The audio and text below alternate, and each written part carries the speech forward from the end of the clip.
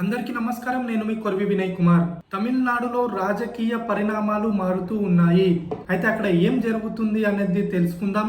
అన్నా డిఎంకేతో పొత్తులోకి హీరో విజయ్. అయితే దీని గురించి తెలుసుకునే ముందు అధికార డిఎంకే పార్టీలో ఏం జరుగుతుంది అనేది తెలుసుకోవాలి. ప్రస్తుతం డిఎంకే పార్టీ అధ్యక్షుడిగా ఎంకే స్టాలిన్ కొనసాగుతున్నారు. ఆయనే తమిళనాడు రాష్ట్ర ముఖ్యమంత్రిగా కూడా కొనసాగుతున్నారు.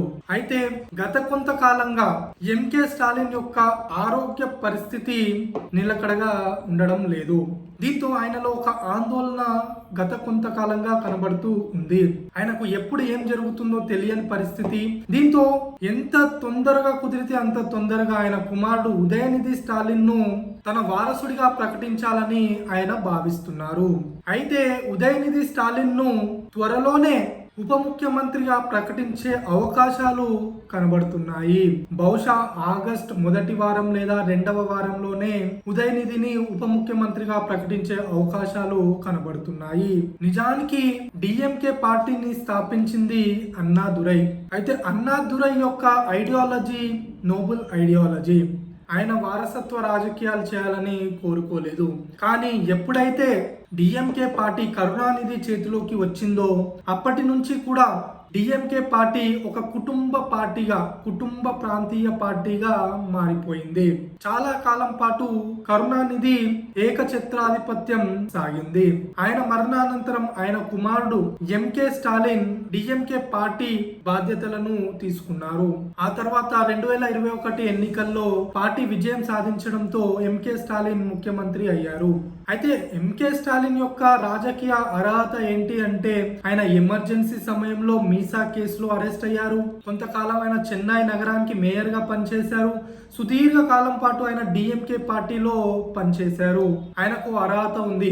కానీ ఉదయనిధి స్టాలిన్ కు ఎలాంటి అర్హత ఉంది పార్టీని నడపాలన్నా లేదా ప్రభుత్వాన్ని నడపాలన్నా? ఉదయనిధి స్టాలిన్ బహుశా రాజకీయాల్లోకి మొన్న అసెంబ్లీ ఎన్నికల్లోనే రావడం జరిగింది. ఎమ్మెల్యే అవగానే ఆయనకు మంత్రి పదవి కూడా దక్కింది. వెనువెంటే ఈసారి ఉప ముఖ్యమంత్రి పదవి కూడా దక్కబోతున్నట్లు తెలుస్తుంది.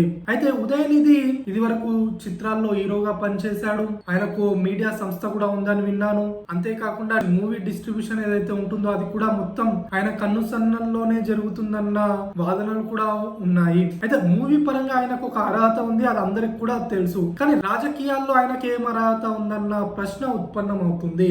రాజకీయాల్లో ఆయన సుదీర్ఘ కాలం పాటు లేడు. ఆయన స్పీచ్లు కూడా మనం చూస్తే అర్థమవుతుంది ఆయనకు అంత అవగాహన కూడా లేదని రాజకీయాల పట్ల. ఇంకా ఆయన నేర్చుకోవాల్సింది చాలా ఉంది. కానీ ఎంకే స్టాలిన్ యొక్క ఆరోగ్య పరిస్థితి కారణంగా తొందరగానే తన కుమారుడు ఉదయనిధి స్టాలిన్ ను తన రాజకీయ వారసుడిగా ప్రకటించాలని ఆయన తాతలాడుతున్నట్లుగా కనబడుతుంది. ఆయన ఖండిస్తున్నప్పటికీ కూడా ఇందులో ఎంతో కొంత వాస్తవం ఉంది. ఈ రోజు కాకపోయినా రేపు ప్రకటించే అవకాశాలే ఎక్కువగా కనబడుతున్నాయి. రోజు రోజుకు డిఎంకే పార్టీపై వ్యతిరేకత కూడా పెరుగుతుంది. ఇటీవల అక్రమ మద్యంతో ఎంతో మంది ప్రాణాలు విడిచిన సంఘటనను మనం చూడడం జరిగింది.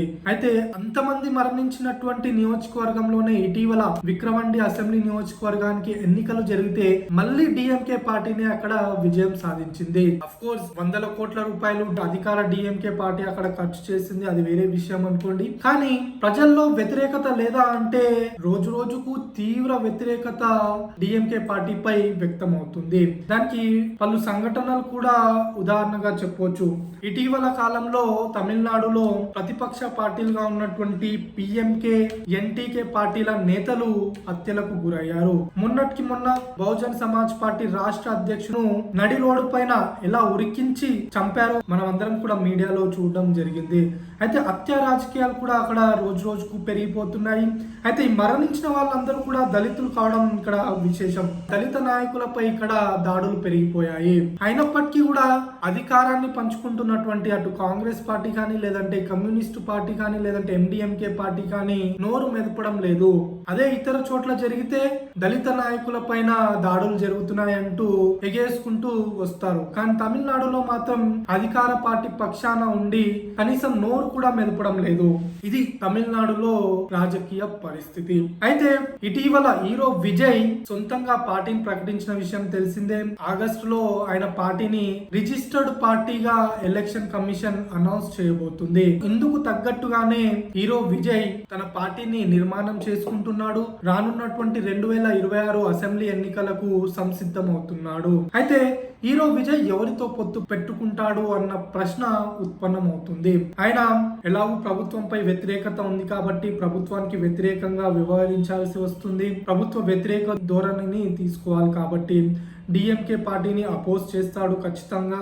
అలానే గత కొంతకాలంగా బీజేపీపై కూడా విమర్శలు చేస్తున్నాడు హీరో విజయ్. దీంతో యాంటీ డిఎంకే యాంటీ బీజేపీ యొక్క ధోరణిని అవలంబించనున్నాడు హీరో విజయ్. అయితే ద్రవిడ పార్టీలకు మాత్రమే మనుగడ సాధించే అవకాశం తమిళనాడులో ఉంటుంది కాబట్టి చాలా ద్రవిడ పార్టీలు కూడా తమిళనాడులో ఉన్నాయి కాబట్టి హీరో విజయ్ కూడా ద్రవిడ కోణంలోనే రాజకీయాలు చేసే అవకాశాలు ఉన్నాయి.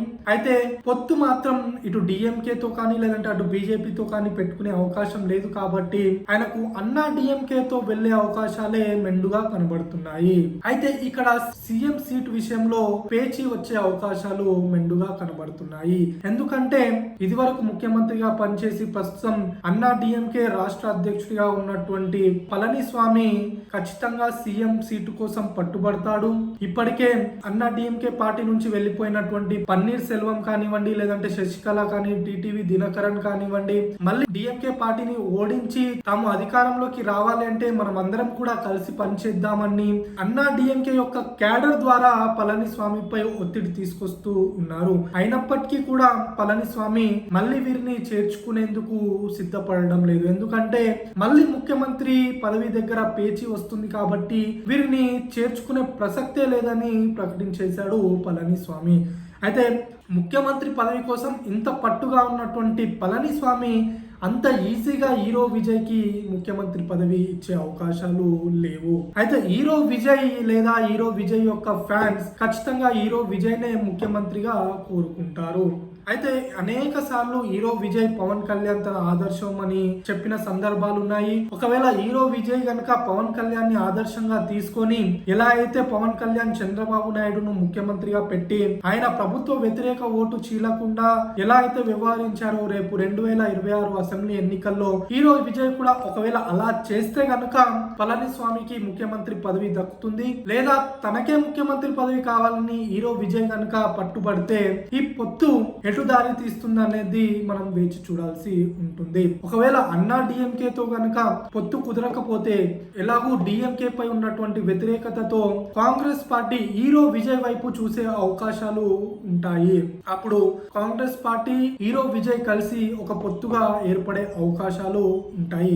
అయితే ఇప్పుడే మనం ఏం చెప్పలేము, కానీ ఈ ఏడాది చివరి వరకు మనకు పొత్తుల విషయంలో ఒక అభిప్రాయానికి మనం వచ్చే అవకాశాలు ఉంటాయి. అయితే ఇక్కడ మనం అన్నామలై కుప్పస్వామి గురించి కూడా మాట్లాడుకోవాలి. ఎందుకంటే తమిళనాడు అంటేనే ద్రవిడ రాజకీయాలు, కానీ అన్నామలై మాత్రం ద్రవిడ రాజకీయాలకు భిన్నంగా జాతీయవాద రాజకీయాలు చేస్తూ ఉన్నాడు. ఒక విధంగా చెప్పాలంటే ఇది సాహసం చేస్తున్నాడనే చెప్పుకోవాలి. అయినప్పటికీ కూడాను సాహసం చేసి మొన్న పార్లమెంట్ ఎన్నికల్లో 11% ఓటింగ్ పర్సంటేజ్ ను బీజేపీకి తీసుకువచ్చాడు అన్నామలై. అయితే ఇది వరకు అసెంబ్లీ ఎన్నికల్లో అన్నా డిఎంకేతో బీజేపీ ఒక పొత్తులో ఉండేది, డిఎంకేతో కాంగ్రెస్ కమ్యూనిస్ట్ పార్టీలు ఒక పొత్తులో ఉండేవి. కానీ రానున్నటువంటి 2026 అసెంబ్లీ ఎన్నికల్లో అటు డిఎంకే ఒక పొత్తుగా, బీజేపీ ఎన్డీఏ ఒక పొత్తుగా, అన్నా డిఎంకే హీరో విజయ్ ఒక పొత్తుగా ఉండే అవకాశాలు ఉన్నాయి. 3 లేదా 4 పొత్తులు రేపు అసెంబ్లీ ఎన్నికల్లో ఉండే అవకాశాలు ఉన్నాయి. కాబట్టి ఓట్లు భారీగా చీలి 25 నుంచి 30% ఓట్లతో భారీగా అసెంబ్లీ సీట్లను సాధించే అవకాశాలు ఉంటాయి. కాబట్టి ఏ పార్టీ అధికారంలోకి వస్తుంది, ఏ కూటమి అధికారంలోకి వస్తుంది అనేది చెప్పడం కొంచెం కష్టం. అందరికి కూడా ఈక్వల్ గా ఛాన్సెస్ ఉంటాయని మనం చెప్పాలి. అయితే ఏదేమైనప్పటికీ రానున్న రోజుల్లో మనకి దీనిపై ఒక క్లారిటీ వచ్చే అవకాశం ఉంది. ధన్యవాదాలు.